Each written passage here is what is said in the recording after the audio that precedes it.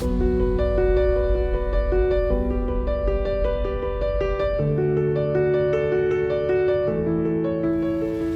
over 2 decades, something extraordinary has been growing here in Manatee County. It started with a simple belief that when we come together, we can change lives. 20 years, hundreds of honorees, each one a story of courage, of compassion, of a community that shows up for each other. Every recognition represents countless lives touched, dreams realized, and futures transformed. Manatee Community Foundation has been honored to support these efforts alongside our community, where your passion meets purpose, where generosity meets opportunity, where your mission becomes our mission. Local giving, lasting impact. But here's what we look forward to most. The best is yet to come. Our community is growing, and we're ready to innovate, ready to collaborate, ready to lead through every challenge and celebrate every victory. Because the next 20 years, they belong to all of us. To every donor who believed in something bigger, every partner who rolled up their sleeves, every organization that opened doors, every honoree who lit the way. What began as a celebration became a movement.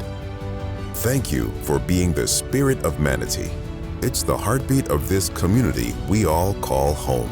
So here's to 20 years of impact and to every moment ahead. Building a better Manatee County together, now and forever.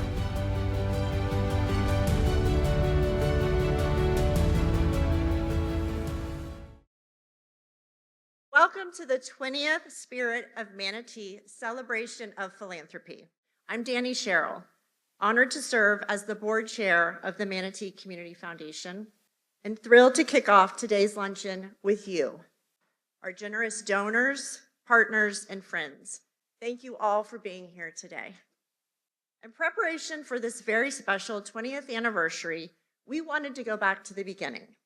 We asked Marilyn Howard, MCF's founding executive director, who has joined us here today, how this event came to be. Her response was, Manatee County needed an event where all the wonderful donors in our community who support our nonprofit organizations could be recognized, and MCF was perfectly positioned to spearhead it.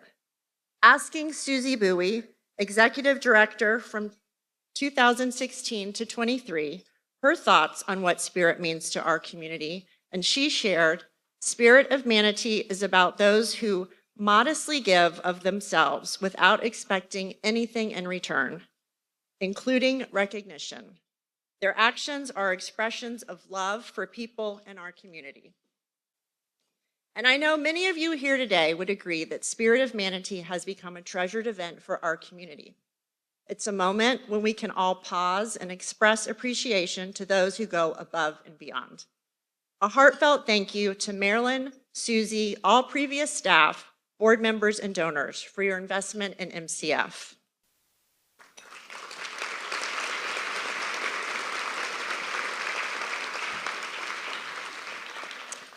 As we get started, allow me to recognize current and past elected officials who are here today. Your leadership ensures that we build a better future together.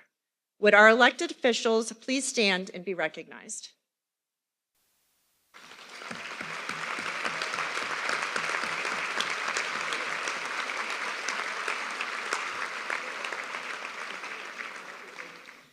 Our mission at MCF is simple but powerful. It is to partner with our citizens to strengthen and enhance our community through philanthropy, education, and service, now and forever. At our core, we connect people and resources to build a better Manatee. Please join me in a round of applause to celebrate and recognize our many donors, the heartbeat of our work. Your commitment and generosity empowers MCF to make meaningful and lasting impact and to grow our community's endowment so we can continue to invest in our nonprofits forever. The Manatee Community Foundation would not be where it is today without so many community leaders supporting our work. You've often heard us talk about the three Bobs, MCF's founding fathers, Bob Bell, Bob Christopher, and Bob Blaylock. Earlier this month, not only the MCF family, but our entire community mourned the loss of Bob Christopher. Today, in his honor, we have set a seat for him at MCF's head table. Bob has left an immense void, yet he has filled our community with love and care. Let's hold on to our memories of Bob as we celebrate his incredible legacy. And in Bob fashion, let's move into our program. None of this is possible without the service and talent of current and past board members, with whom I am so lucky to work alongside. If you are a current or past board member, would you please stand and be recognized?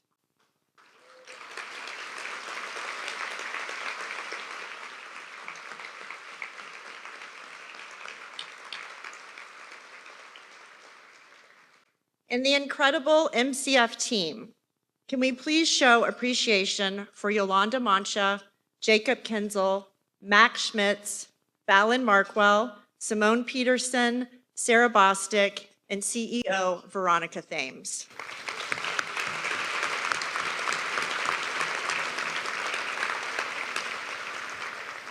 Each of you bring a combination of vision and care that makes everything we do possible. And our consultants, Cameron Hodgins, Jennifer Evans, and Shannon Evans, thank you for your steady guidance.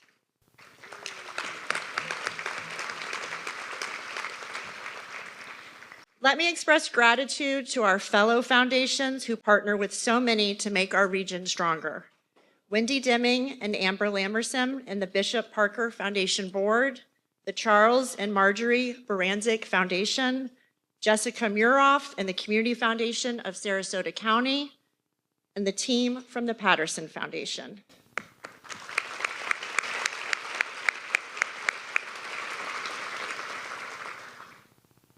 Much of our work is made possible by the individuals and businesses who invest in our mission. MCF's Platinum and Gold Corporate Ambassadors are philanthropic leaders who support our operations through Corporate Ambassador Program. Thank you all for your support.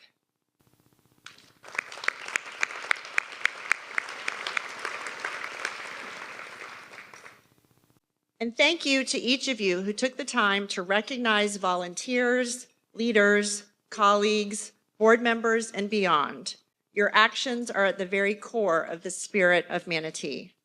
And to the selection committee who took on the difficult task of reviewing countless nominations, we appreciate your deep commitment to the integrity of our review process. You all are an example of the spirit of Manatee.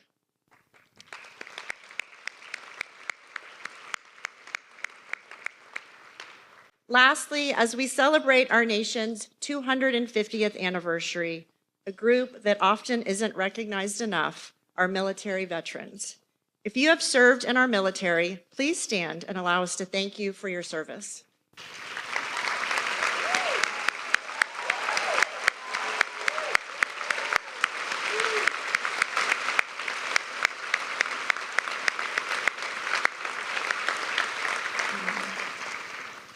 Let me also share our special appreciation to our friends from Tidewell Hospice and Empath Health, who offered a token of respect and acknowledgement to our servicemen and women with a special pinning as we welcome them into the event this morning. Okay, thank you for helping me give recognition to the many who make the magic happen. It is my privilege to now turn things over to Veronica Thames, MCF's Chief Executive Officer.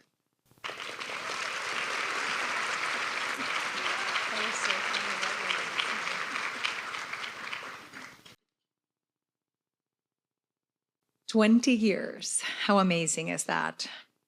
And so many of you were here since the very beginning. Can anyone think about what you were doing March of 2006, right? Since 1998, Manatee Community Foundation has had a bold vision to become an independent community foundation. And just last year, that vision became a reality. And it is because of MCF being a connector. We bring people and resources together through strategic philanthropy to make our world a better place. And while philanthropy is about time, talent, and treasure, at MCF, our impact far exceeds our financial investments. It's about permanence. It's about building something that lasts forever. Today, we can proudly celebrate over $70 million invested in our community through scholarships and grants. But our impact does not stop there. MCF mobilizes people, ideas, and resources. Together with our board, our staff, our community partners, we tackle some of the most pressing challenges our region is seeing, from affordable childcare to post-secondary attainment, supporting youth aging out of our foster care system, disaster resilience and preparedness, and so much more. And that's the work of today, but it's also the work of forever, because the needs of our community will evolve, and with that, the funding will be needed to support many issues and challenges that are yet to come. We've got to make sure that we have an endowment strong enough to support all those potential issues now and forever beyond our time here on Earth. And that is the power of endowment, an invested fund that generates ongoing income designated to support the community for generations, for years to come, for the long term. For example, a tax advantageous investment of $100,000 back in the year 2000, carefully stewarded and invested, grew to nearly $410,000, and all along, it made investments in the community every single year. That's the beauty of endowed philanthropy. It's a gift that truly keeps on giving, again and again and again. And it can be responsive to challenges that none of us could imagine. This is how impact is amplified. This is how we prepare not just for today, but for generations to come. And with the transfer of wealth that is passing on from generation to generation before our eyes, we can then also transfer social responsibility. And today, we especially are reminded of the power of legacy. With the passing of our dear Bob Christopher, we pause to reflect that a life well lived is not measured only in years, but in impact. Bob, along with the other two Bobs we love to celebrate, Bob Blaylock here today and Bob Bell, helped shape Manatee in ways that will never be forgotten. And so, in their honor and in partnership with their families, MCF is proud to create the Manatee Forever Fund. For good, forever. Yes.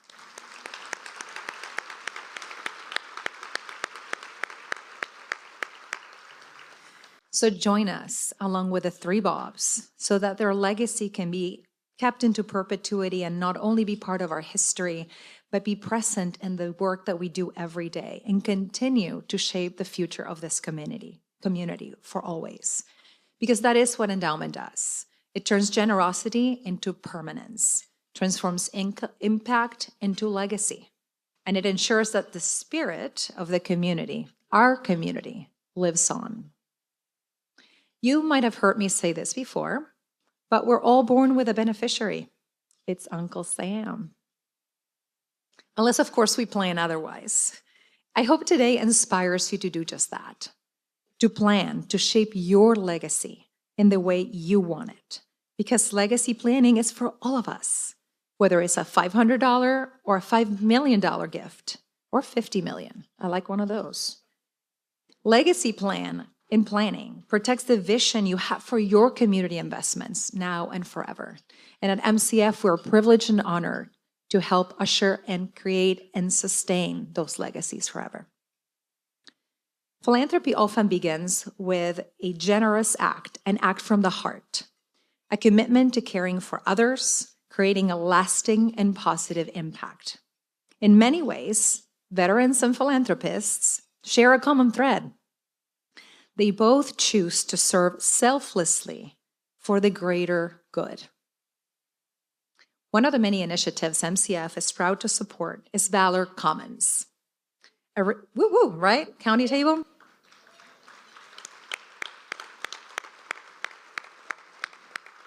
Valor Commons is a resource center, will be a resource center designed to honor and provide services for veterans and their families. Projects like Valor Commons are only possible when philanthropy, deep care for veterans, and a lot of hard work from our county team come together and collide. We have over 60,000 veterans in Manatee and neighboring counties that will have access to the care they need. Their families will have access to the care they need. I cannot wait to see you all at the ribbon cutting. And if you choose to support a program like a project like Valor Commons, please come see MCF. We'll help you see how you can be part of that magic. But we have an exciting program ahead. And the speaker you're going to hear today, his presence is truly an honor, a personal honor for me particularly.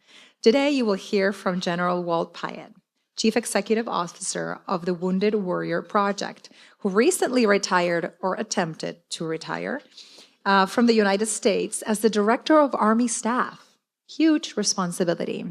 And I think he lasted retired about a week and became the CEO of the most amazing veteran supporting organization, Wounded Warrior Project. And who best to introduce Walt than the Milestone Financial Group at Morgan Stanley, our presenting sponsor for the last 20 years. Thank you, Chris Vining and John Vita, for your support. And while Chris makes it to the stage, yes, let's give him a round of applause. Our team is deeply grateful to be a part of this event. It's just amazing that it's been 20 years. I think about all the people that we've recognized over those years.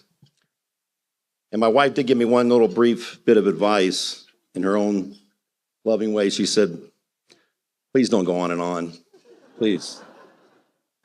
So I promise not to do that, but it's easy to, because you think about this community and you think about all of the people that we have recognized over the last 20 years. You think about the community leaders, you think about the givers, and it really is. It's an opportunity for us to recognize the very best among us, right? The very best contributors, the very best leaders of our community. I think about the secret of this event really is about being able to witness all that they've done, to be inspired from it. It really is inspiring to think about all that these recipients have done over these years. You know, you think about we live here in this wonderful community. We've raised our children here, or many of us are raising our children here. Some of us have already raised our children. But you think about how wonderful this community is, and you think about renewing our commitment to give. And that's really the secret of this event, is being able to see all of these inspiring leaders and contributors and then recommit ourselves. So I think let's do that today. Let's recommit ourselves to doing all that we can do and then doing more. I think that's what these leaders have done. They do what they can do and then they do more. I would be remiss if I didn't mention Bob Christopher as well. I think that he was, in his passing, he was a mentor to many of us, and he was a steady hand, along with Bob Blaylock and many others. He was a steady hand when this community needed it. And first and foremost, you know, he was a gentleman, and I think we'll all remember him that way. But we all want to reach out to Margaret and the Christopher family and let them know that we're obviously continue to be here for them. But thank you again for giving us the opportunity to be here and be a part of this amazing event. It really does matter. It matters more than you know to us. So thank you for that. It's also my honor to introduce today's keynote speaker. It was interesting because I reached out to find out if the general likes to be referred to, he is retired, to be referred to as General Walt Pyatt or just Walt Pyatt. And I was informed that he just likes to be called Walt. So when a three-star general tells you to do something, I think we should just go ahead and do it. So we're gonna call him Walt, or whatever else he wants to be called. But Walt is the Wounded Warriors Project Chief Executive Officer. He's been in that role since 2024, following, get this, 42 years of service in the United States Army. Yeah. Amazing. Amazing. His assignments ranged from private to three-star general. He proudly serves alongside a passionate team, working to keep the promise to our nation's wounded veterans, helping them find a life full of renewed hope and purpose, no matter what. In the spirit of this year, where the Manatee Community Foundation is celebrating their 20th Spirit of Manatee Awards, as well as our nation's 250th anniversary, it does seem fitting to bring a perspective that could highlight the human spirit from the battlefield to philanthropy. So please help me give a warm Manatee County welcome to Walt Pyatt.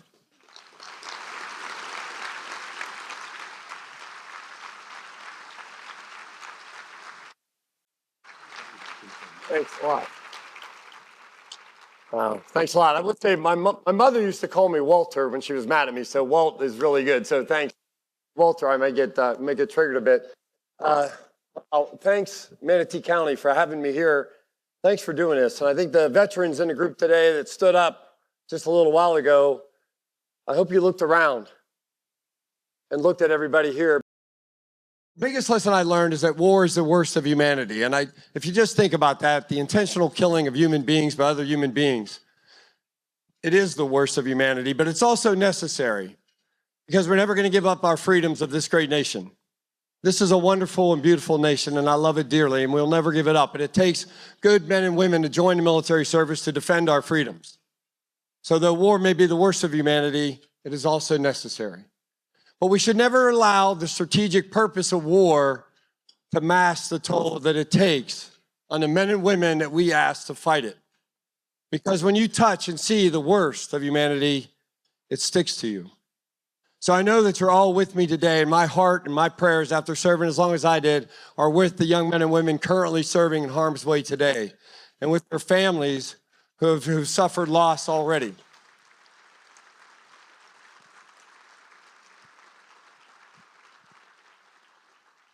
You know, we have ground forces moving to the Middle East once again, and once again we find our nation in conflict.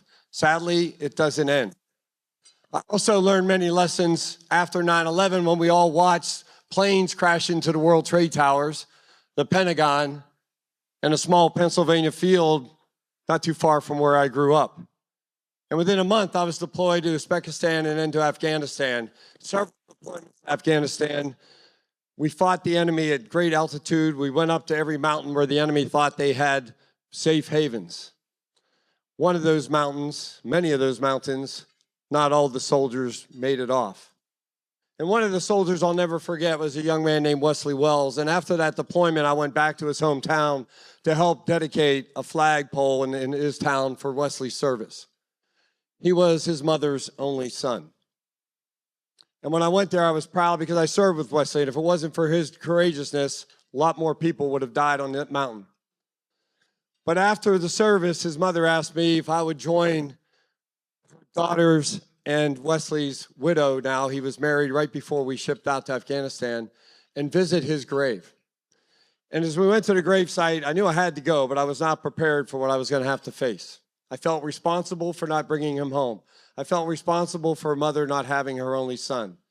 And as we walked towards the grave, his young widow kneeled down at the base of Wesley's grave. And I thought for a second we were going to pray, which was certainly fitting. But then she laid across the grave as though giving her husband one last embrace. And nothing that I ever did in my entire life as a soldier prepared me for that moment. Because I saw in that moment the true price of our freedom. It's not paid by service members. It's not paid by the military fighting wars. It's paid by mothers and fathers and wives and siblings that lose their loved ones. And sadly, after 9/11, we started to lose many. Our initial success was halted by an enemy who decided to vote. We all lost friends. Parents lost their sons and daughters. And soulmates lost their soulmates. And for a while, our nation lost hope. But the military had to keep going. We were never given a choice of not to go. In a follow-on deployment in Afghanistan, we had hit every mountaintop. We had hit over and over again terrorists where they thought they were safe. And we were gaining a reputation for ourselves that we were not going to sit back and wait for them to attack us. Three successful attacks in a row, we got another mission. And the intelligence was perfect. We had satellite imagery of a cave complex, high altitude, about 11,500 feet, where the enemy thought they were safe. I was given immediate permission to bomb this objective. I decided we should go up because I wanted to end this. I wanted to find the people responsible. I wanted to gain the intelligence and turn it into another successful attack. So we went up, and nothing moves quickly at 11,000 feet. It was May, and it was snowing.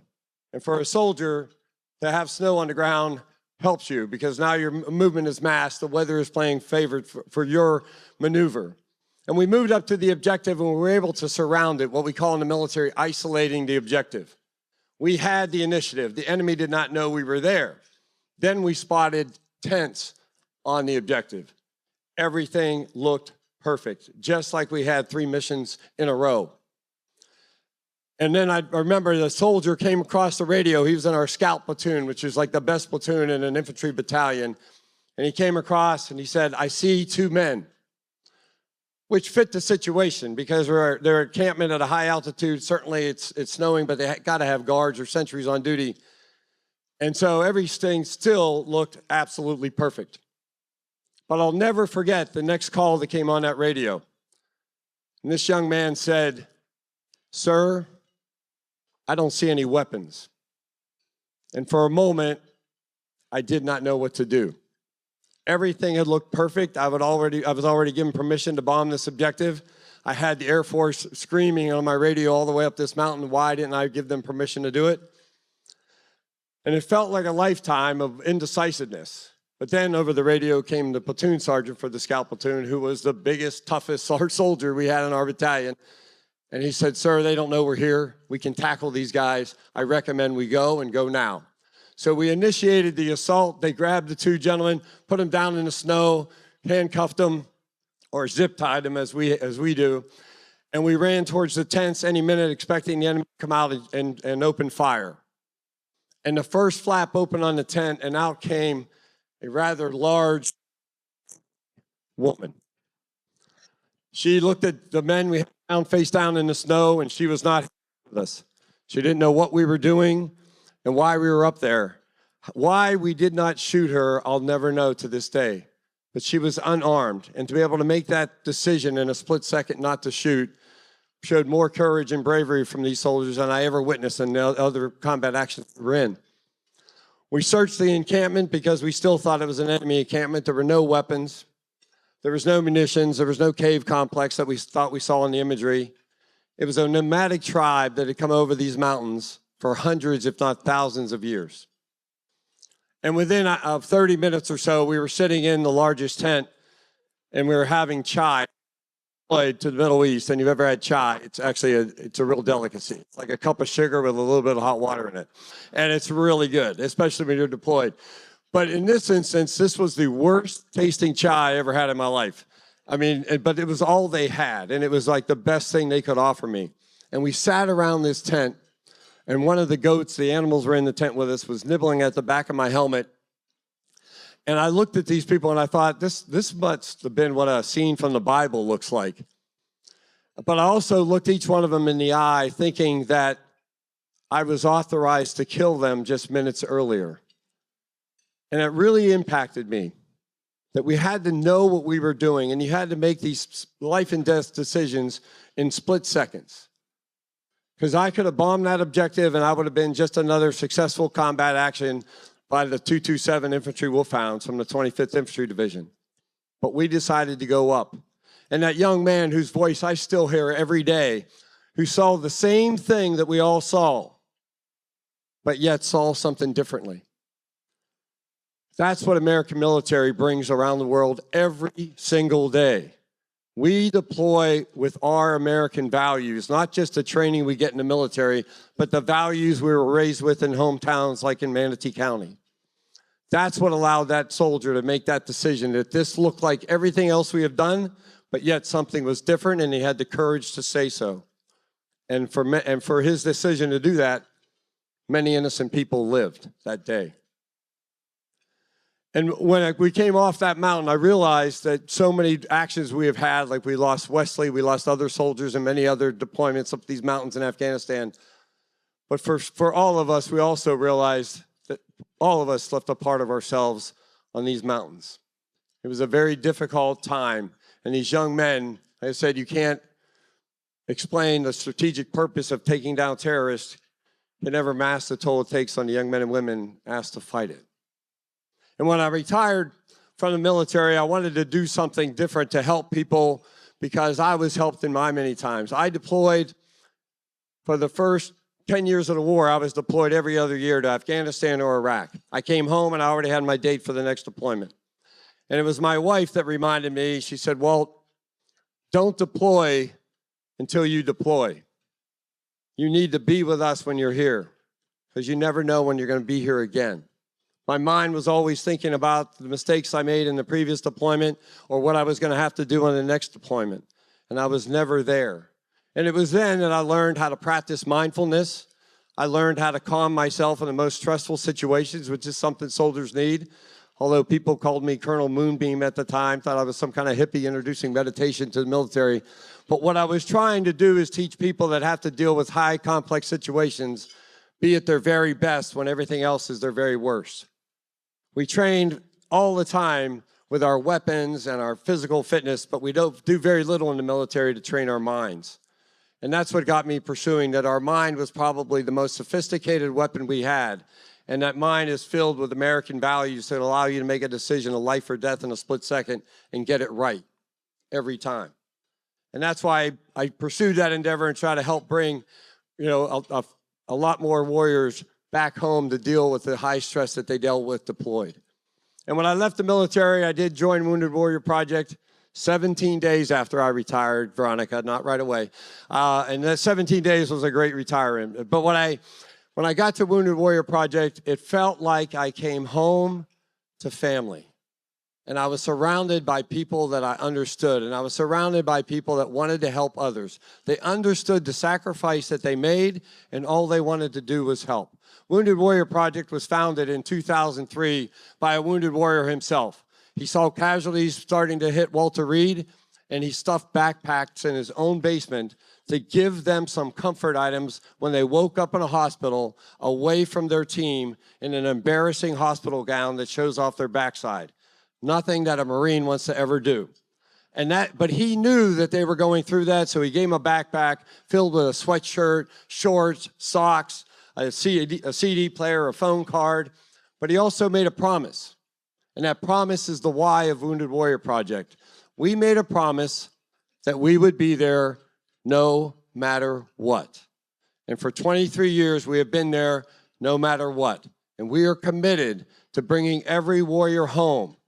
Not just back, but home, mind, body, and soul. Because at Wounded Warrior Project, we help rebuild lives that have been impacted by war and military service. You think about it, if you're a 22-year-old, you're a man or a woman, you have dreams and aspirations in your life. One warrior, a friend of mine, he was that warrior, 22 years old, in a bed in Walter Reed. He had to make a decision whether to take off his left leg or not. Not a place you think you're going to be when you're 22. He had dreams of getting out of the Army and playing college football again. And he, at one point, like many other warriors, at some point in their military career, they have to accept the end of the life they thought they were going to have and embrace a life they did not think possible. And that's where Wounded Warrior Project comes in. Because military medicine and American medicine is going to save your life, but they won't give you your life back. You need help finding that new path in life of hope and renewed purpose. And that's what Wounded Warrior Project does. Because if you don't find that path, you can go on another path, a path of darkness, where it seems like taking your life is the only option you have after living such a very difficult and heroic life. Like a lady I met several months ago, we were doing a run in Nashville. She told me she was running for her husband, Bryce, who had killed himself just 4 months ago. 20 years, Special Forces. But the only mission he could not win was the one back home. And it reminds me every day, war is not the only place we take casualties. And battlefields are not the only place where people die. We are losing more veterans to suicide back here than we did in Afghanistan and Iraq and Syria combined. We have to bring them home, not just back. But another example of a young lady who works for us now, Sue, her husband was also Special Forces, many deployments, and on one of his last deployments, he was shot and shot badly. But he came home, he lived, and his physical wounds healed. But in her words, he was never the same guy again. And she said, I did not know what to do. I didn't even like him. How could I love him again? But she reminded herself why he served, and he was such a great warrior, an Army Green Beret, that he loved his small town that he came from, he loved his buddies he served with, and he loved his family. And she said, if he could do that for us, the thing I could do for him is stay. And it's a very rare decision. Most spouses would have walked away. It happens all too often to our veterans. She stayed, she found Wounded Warrior Project, and we gave her husband a new path in life of hope and renewed purpose. She works for us now, and he's a highly decorated Green Beret, still serving the United States Army. He found his new path in life of hope and renewed purpose. It did not have to fall apart. And that's what we're committed to. That's what we're committed to in Wounded Warrior Project. We have many, many examples of warriors we've helped, but we are not going to walk away, because the hardest part for many warriors, a friend of mine, a Marine, lost his leg in Iraq, a talented musician. He has now been back on the Grand Ole Opry 3 different times, singing a song about his own experience in surviving combat. And his song was entitled, I'm Not a Hero. The heroes are the ones that didn't make it home, because he lost his platoon leader and many of his buddies in the same attack that took his leg. And he struggled to be back home. But he credits Wounded Warrior Project for saving his life. He says his wife now has a husband, his children now have a father because of Wounded Warrior Project. Because the toughest part for so many warriors of surviving hell, surviving combat, the hardest part of surviving is living. They don't feel worthy when their friends did not come home. And we need to change that. Now, my friend Sal now calls himself a hero because, again, I used my general former rank and said, you are a hero. And you're going to recognize that, and you're going to live a life that was worth the sacrifice that your friends made. And he's doing fantastic. But I will tell you this, if you think about it this way, it should not be harder to come home from war than it is to go. But it is. And our warriors come back with many physical and visible wounds, but it's the invisible ones that haunt them. But it is possible. You can get treatment and you can recover from it. At Wounded Warrior Project, we are committed. We are on a mission for the next 30 years to save 1 million more lives, and we won't stop there. Because as long as our nation remains engaged in conflict, we're going to have warriors that are impacted by their service, and we're going to be there for them to bring them home. We're going to cure PTSD. It is possible. There are treatment methods out there that will allow you never to revisit the memories that haunt you and keep you awake at night, or not allow you to function as a human being and allow you to be a productive member of society and not a threat or a burden to society. We're going to end veteran suicide. It is possible if we attack the problem where it is. These warriors who defended this great nation should not come back and not feel welcome in the nation they sacrificed to defend. And we are going to end veteran homelessness and get our warriors and veterans off the streets and into homes and back into society so they can be leaders in our society, not a burden to our society.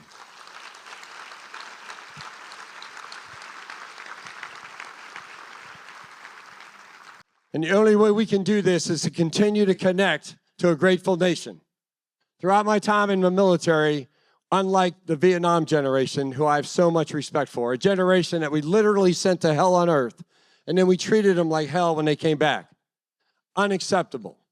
For my generation, when we deployed, there were yellow ribbons when we came home. People always thanked me in airports. People still thank me for my service. For many years, I had a hard time accepting that. I couldn't look them in the eye. I did not feel worthy of that gratitude. But I learned to look them back in the eye and say, you're worth it. You are worth it. This nation is worth it. This county is worth it. And when people tell me, thank you for your service, what you're really saying to me is that you appreciate what I did.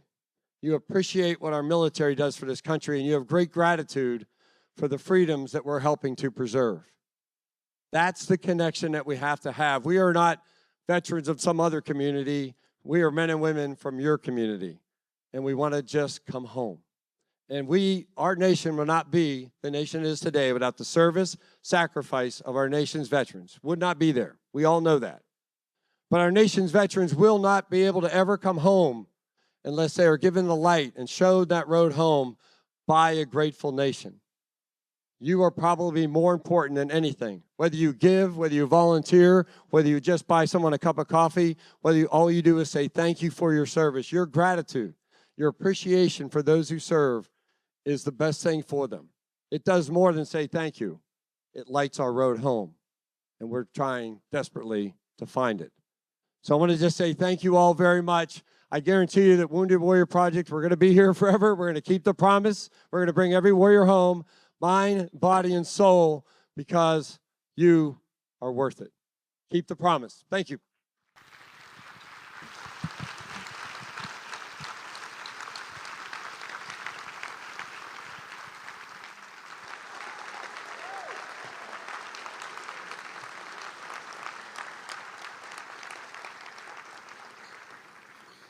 Walt, thank you so much for that moving address to us, and it's moved me that I think that I'll discuss it with Tompi, but you'll have a contribution from the Vita Family Foundation coming your way to Wounded Warrior Project. Hopefully everybody will consider that's got a fund with MCF.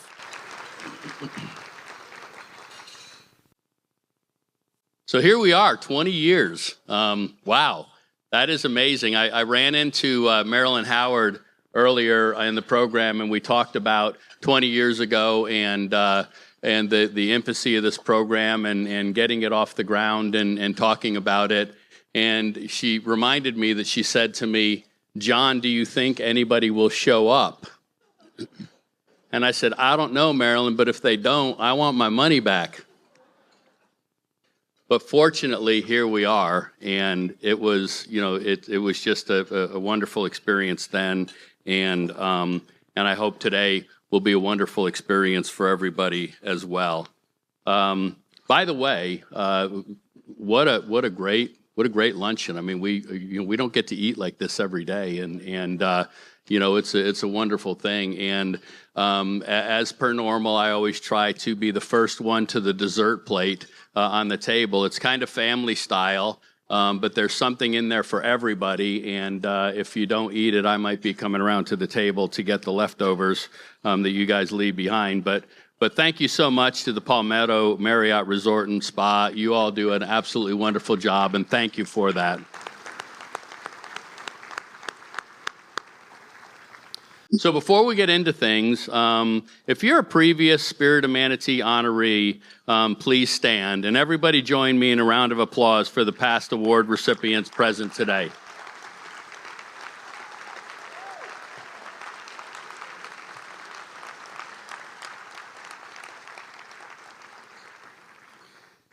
That's an awesome group, and we're adding another awesome group today to that list. You can always see that list in your program, and it's always on the Community Foundation website for you to take a look at.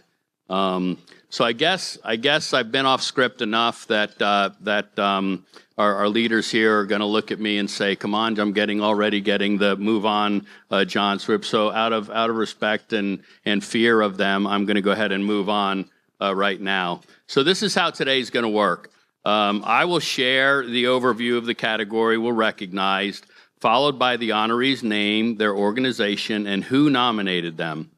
Please review the program for detailed information. Our honorees are not shy of accomplishments, and they're not shy either. And as a short video plays, each honoree, please approach the stage. So let's start with our Young Spirit Award. The Young Spirit Award is presented to a person under the age of 21 who demonstrates exceptional commitment to the charitable community by direct financial support, contributes time and energy to fundraising efforts, and encourages others to make contributions to a charitable cause in in the Manatee community. This year's recipient is an 11th grade student at Lakewood Ranch High School and was nominated by Marianne Servian from the Girl Scouts of the Sun Coast. Zoe Lander, a Lakewood Ranch resident for more than 12 years, has demonstrated exceptional leadership and a strong commitment to service through the Girl Scouts of the Gulf Coast, Florida, and community involvement across Manatee County. Zoe's dedication reflects the lasting commitment to leadership, service, and a positive community impact. Please help me in congratulating Zoe Lander.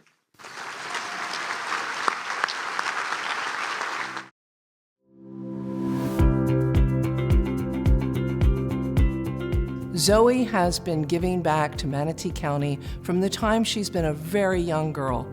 She's been in Girl Scouts for 12 years. She volunteers with over a dozen other organizations. She's gotten her Silver Award. She's about to get her Gold Award. She is the spirit of Manatee. I'm inspired to give back to Manatee County because of my love for the area. I've grown up here and lived here my whole life, so being able to give back to a community that gives back to me is really important.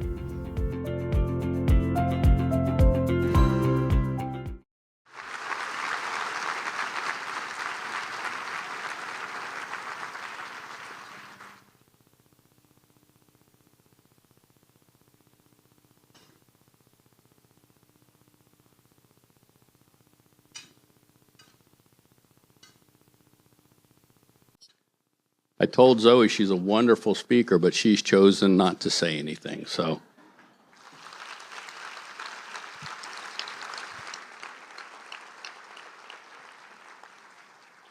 I've been doing this for 20 years and they haven't thrown anything at me yet, so no need to be shy.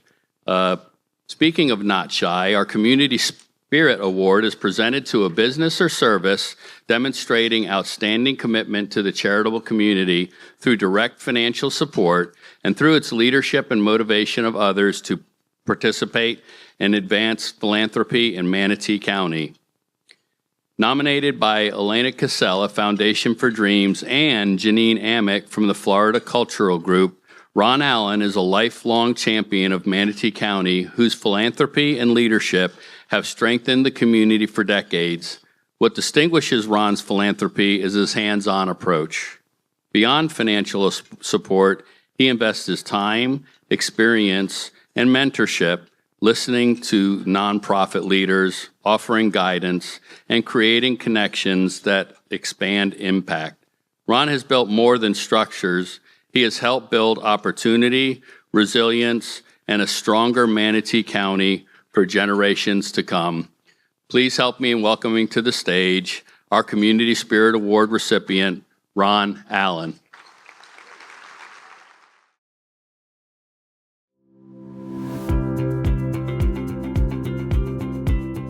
When I think of Ron, I don't just think of the man who normally you might see in front of the podium. I think of Ron, the man behind the scenes, who's pouring into individuals like myself in management and now moving into executive positions, giving words of wisdom, who are making sure that we put our best foot forward and we're not just thinking about the desk that we're sitting at, but the environment outside of our own organizations.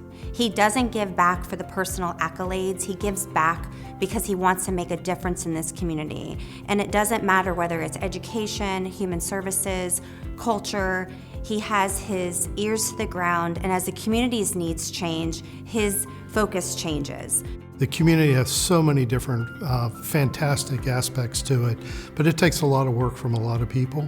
And that comes financially, it comes through volunteerism. While I have in my heart to do this, it's also, I think, an obligation to those business folks in the community who derive their success and their livelihood for both them and their family from those communities that you participate in. And now, I can't think of another place I would live than Manatee County.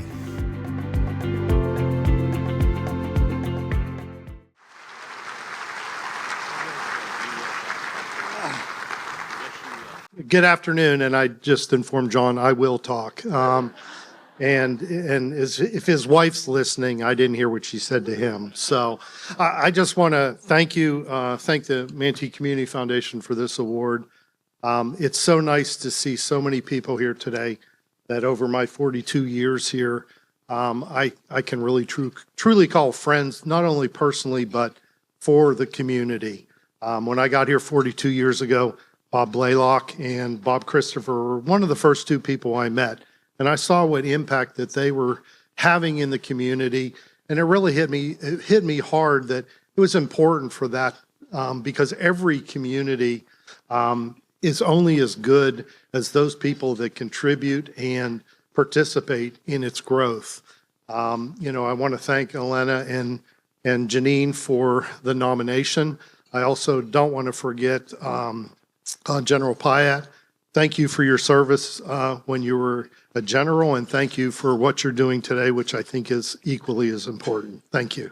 I think finally I'd like to, the Community Award is a lot of work that we put through, and I wouldn't be able to do it. I'm here accepting this award, but my wife Dawn and the Allen family have been great contributors and supporters of that effort, and I couldn't do this without my NDC family of people, which I do consider family, who are in the audience today. So all I can say to everybody here is continue to do what you can do, whether it's financially or whether it's time, because it's all important for the community. Thank you.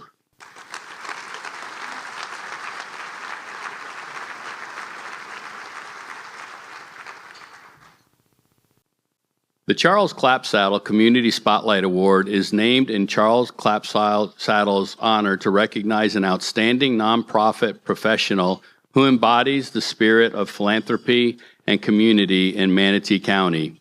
The winner gives freely to support other nonprofit professionals in their work and community efforts.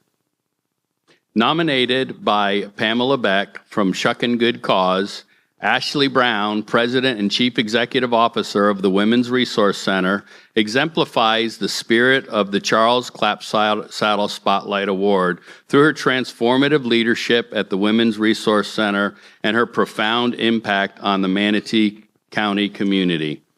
Ashley consistently supports others without seeking recognition. Her leadership and dedication continue to elevate women, families, and the entire community she serves. Let's watch the video.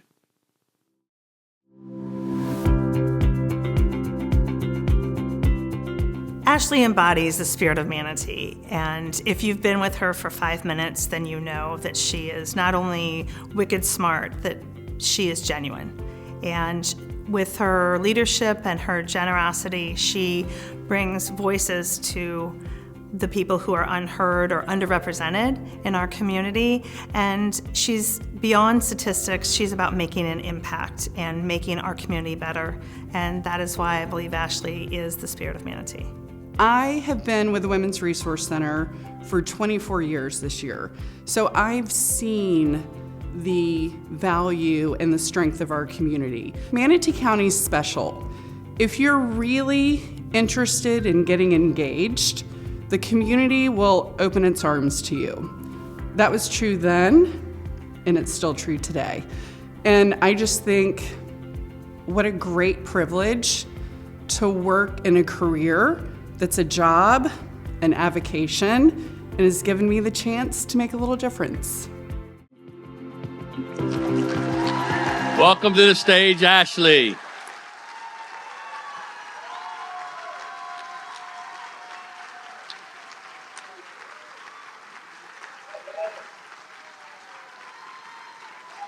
I need more clapping.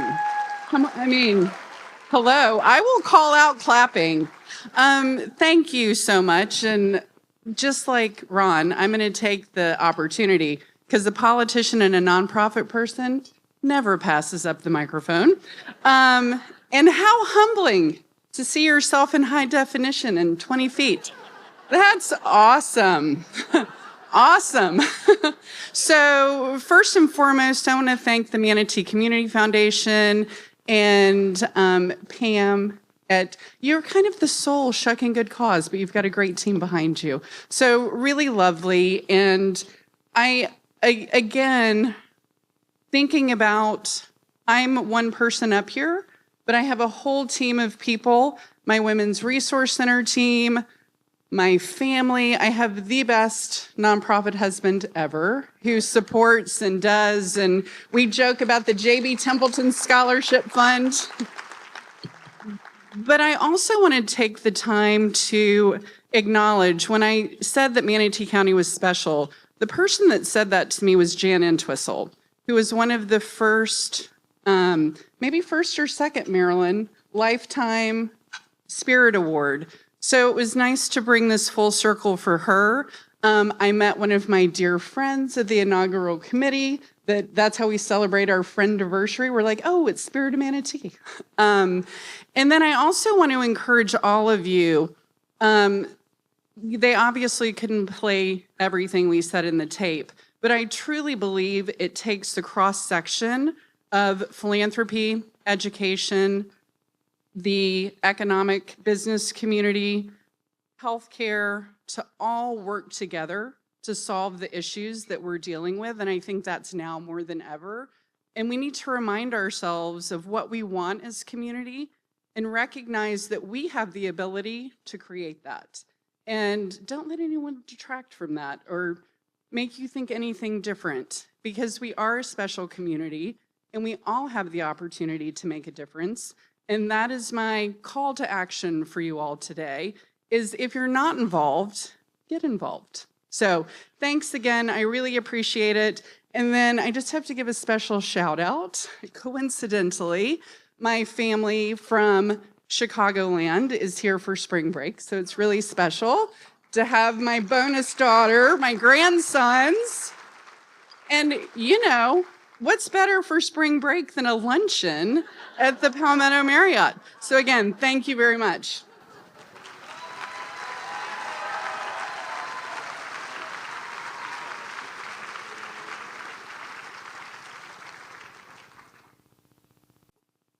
How are those desserts? Can you eat the Manatee Community Foundation banner? Is that like white chocolate or something? All right, so don't, yep. Don't forget that part. All right. What great honorees we have today. That's fantastic. Next, we're going to move into the Leadership Spirit Award, and it's presented to individuals demonstrating an active and ongoing charitable investment in the community, whose spirit of giving encourages and motivates others, and whose direct financial support has impacted one or more charitable institutions within the community. Nominated by Kathy Price from the Manatee Education Foundation, Mary Glass is the immediate past president of the Manatee Education Foundation and has provided exceptional leadership during her 18-year tenure at Manatee Education Foundation, significantly strengthening public education across Manatee County. Mary's leadership style is defined by collaboration, mentorship, and a deep commitment to empowering others. Let's see what her video says.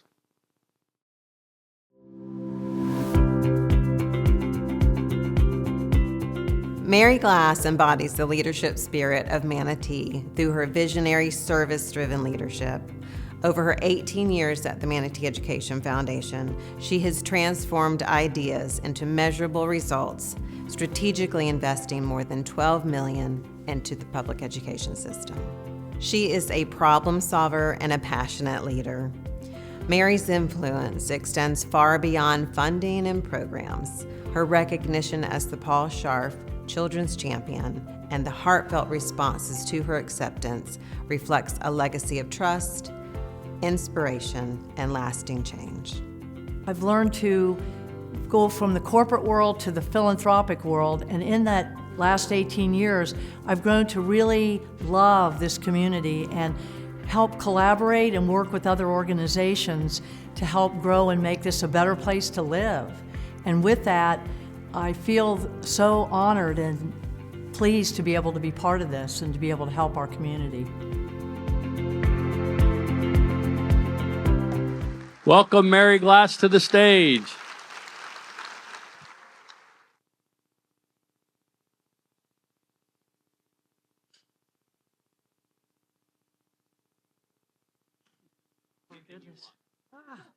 Oh goodness, look at this wonderful crowd, beautiful.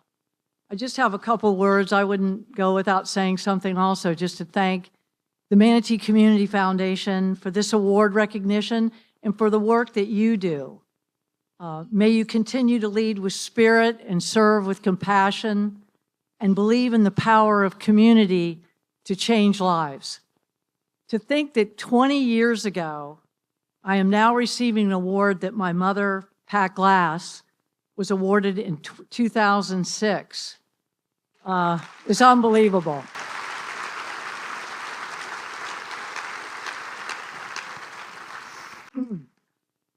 That was a tough one. But also, of course, I want to give credit to God and also to thank my family and all my friends that are here today. Also, the Manatee Education Foundation board members and the staff that are here, I thank them. But I also need to thank someone special. Is Bill Galvano here still? Because after 18 years of, your trust in me to run the golf tournament and work with you is a real honor, and I really appreciate that, Bill. Thank you. 30 years. But I especially want to thank my mom and dad who always encouraged me to, follow my dreams, and just to even be here with all of you today is one of them. We live in such a beautiful place, surrounded by incredible people just like all of you here today. I mean, it's amazing just to see this group. What a wonderful group of people. And I want to just say what an honor it is, and I thank you from the bottom of my heart. This is truly, truly meaningful. Thank you.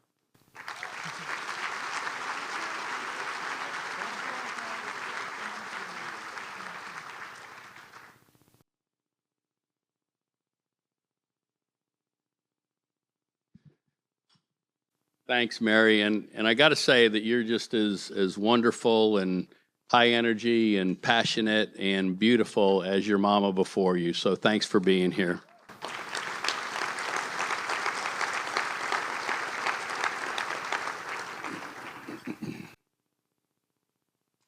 The Mary E. Parker Lifetime Spirit Award is presented to an individual or couple demonstrating a lifetime record of exceptional generosity in the community, whose direct financial support exemplifies outstanding charitable and civic responsibility that has significantly advanced the mission of several charitable institutions within the community, and whose leadership and example encourages and motivates others towards greater goals in philanthropy.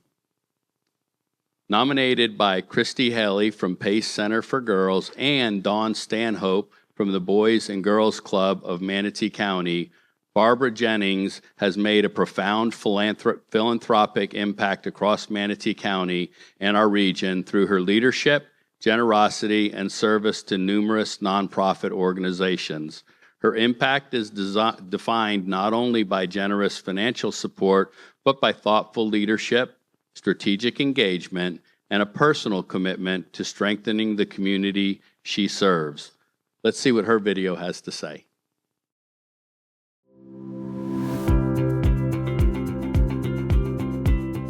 Barbara embodies this award with the depth of her care and concern for our community.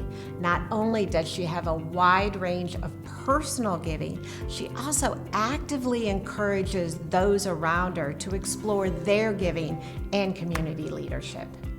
And Barbara isn't afraid to ask the tough questions, but she always does it with grace and a smile and says something to consider. Barbara looks beyond the transactional act of giving and really considers the full impact for the entire community. Well, having lived here about 30 years now, I have met so many wonderful people, and I really started off with Leadership Manatee, and it introduced me to the whole cadre of people in this county, and I realized that there are like 1,500 organizations trying to help other people. I retired and I said, okay, what am I going to do to give some meaning to my life? So it's fun to get up in the morning and all. And I got involved with volunteering, and I decided I was going to try to make a difference and give money to those folks that don't have as much as I do. And that's probably what inspired me, is meeting the people and getting to know all the need and saying, I can do it, I can make a difference.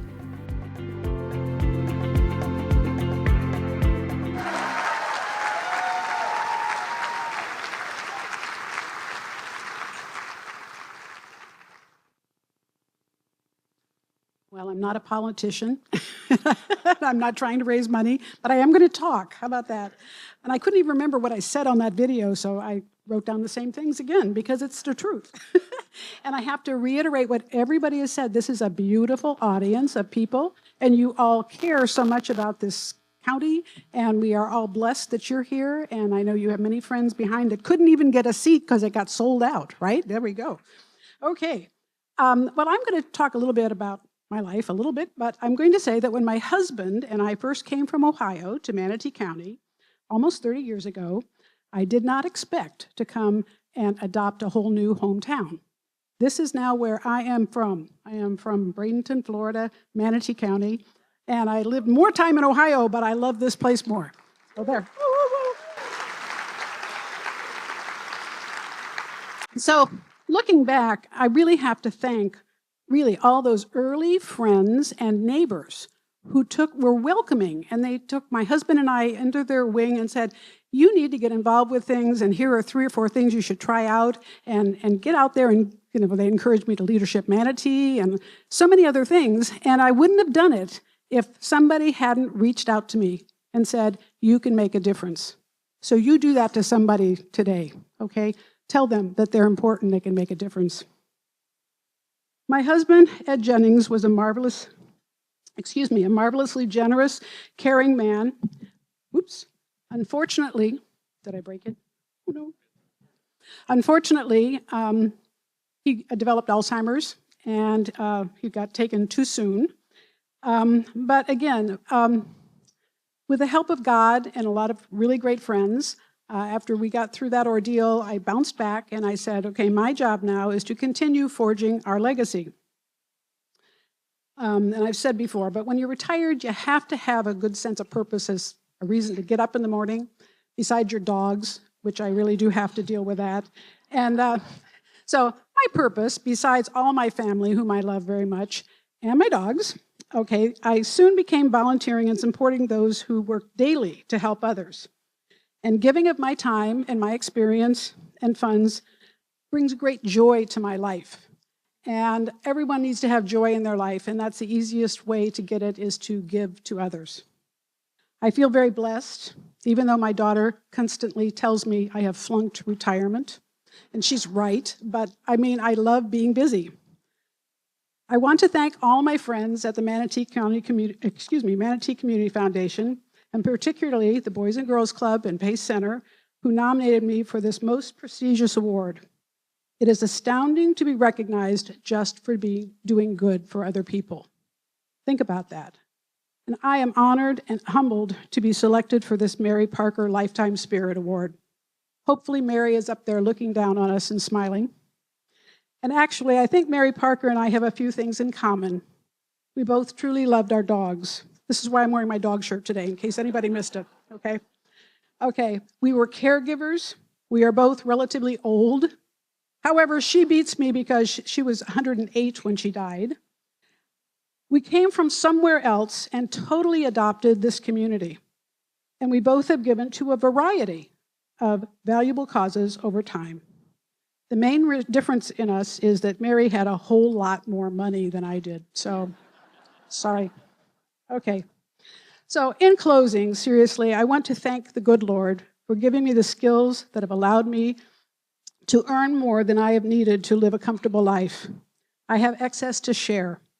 His message was to love the Lord and love thy neighbors, and community philanthropy is my way of honoring him.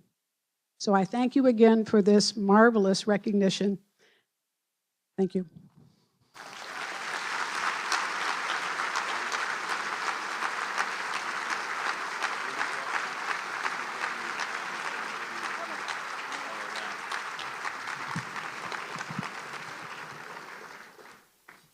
That was great, Barbara. Thank you. And I must say that that was a very astute group of people that nominated you for the award. Advice to everybody in here, if you ever want to be nominated for something, talk to those three that you just saw on the screen, and you're a shoo-in. So let's go ahead and give one final round of applause to all these amazing honorees today.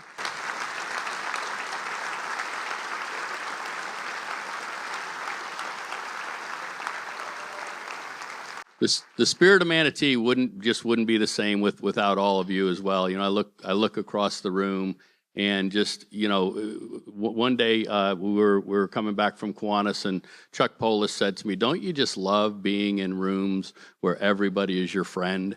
And you know, you kind of look around here and you think that's pretty much the way that this room is, you know, today. And it's just such a heartfelt, warm place to be, and a great way to spend a lunch together with you all. So with that, I am going to turn it back over to Veronica to close out the program. Thank you so much.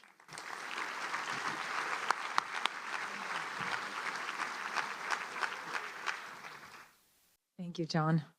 Before resuming and closing us out, a couple of personal notes. One, I just want to say thank you to my husband and my daughter who finally made it. Third try. Thank you. Te quiero, amor. Te quiero mucho. Thank you. And also, a dear friend of mine once did this to me. She embarrassed me from stage by telling everyone it was my birthday. So, Brittany Lamont, happy birthday, my friend. All right. And thank you, John, for doing such an incredible job every single year as you step up here and recognize everyone else for the spirit they bring to Spirit of Manatee.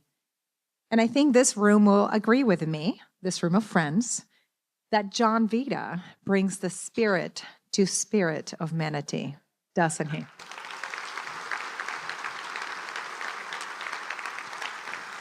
And did you know that John was the 2012 volunteer honoree at Spirit of Manatee Awards? So I thought it only be fitting, since he's been supporting our organization and this event for 20 years, that he receive the first and the only Spirit of Manatee Award.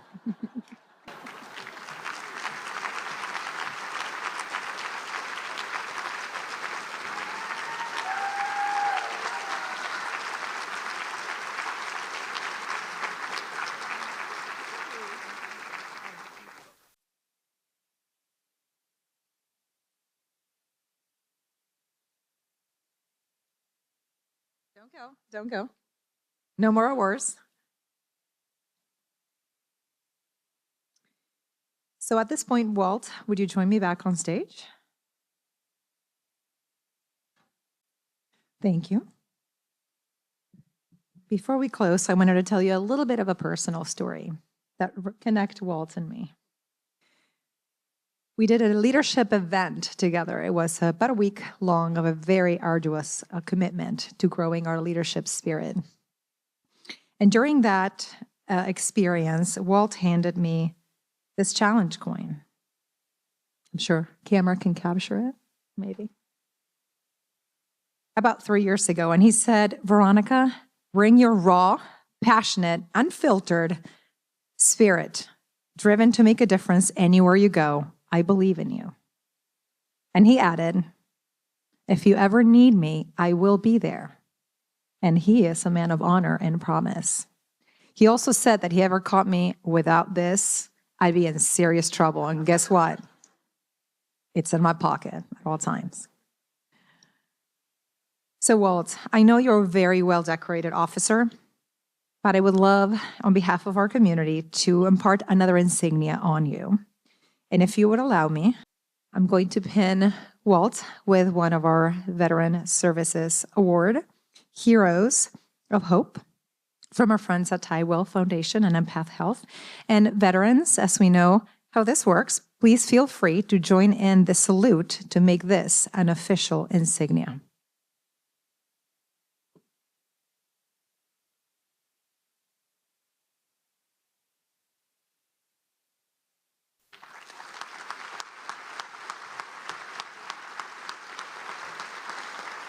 Thank you.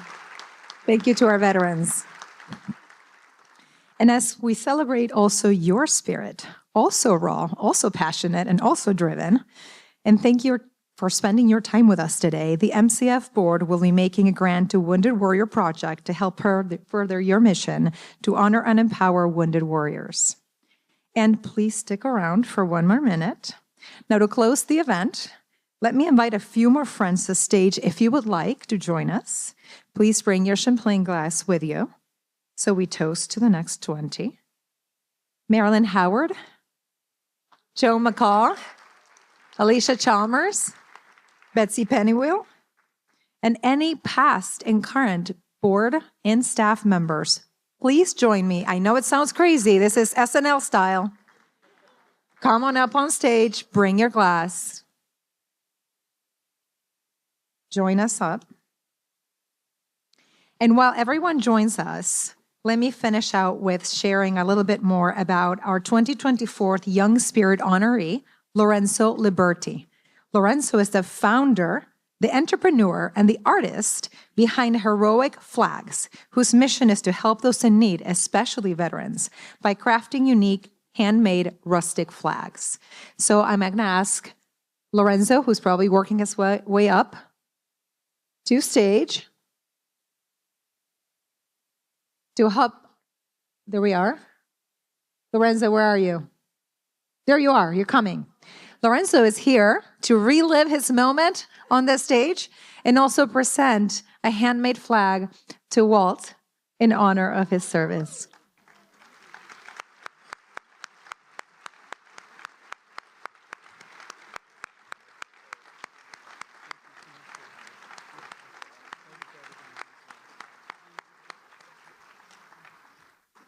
Thank you. Marilyn? Oh, thank you very much. Where's Marilyn? Oh, there we are. All right. Marilyn, what do you think about closing us out? And what about if one of our guests here got to walk away with this beautiful, large, handmade heroic flag as well? Wonderful idea.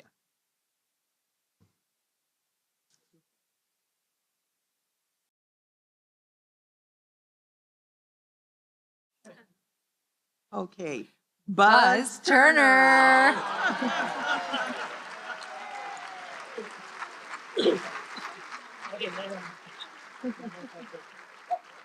Congratulations. We are handing you this flag. He was already on stage. Here we are. All right. All right. Well, everyone, hold your glasses. Thank you all for an amazing 20 years of Spirit of Manatee, and let's have a toast for the next 20 years. Thank you all for coming.